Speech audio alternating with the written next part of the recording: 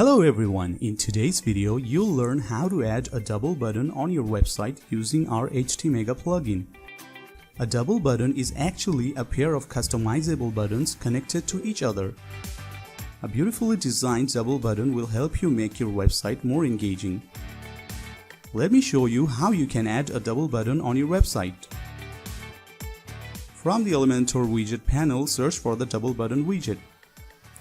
Drag the widget to the section. From the double button panel, you can select a button size. If you want to show a middle text between the buttons, enable this option and insert a middle text. This widget will also allow you to use a skew background. In the button 1 panel, you can add a title, link, and icon for the first button.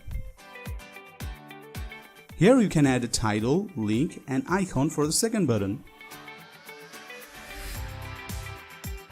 From the Style tab, you can control all the necessary styles for each element of this widget. I hope now you can easily add a double button on your website.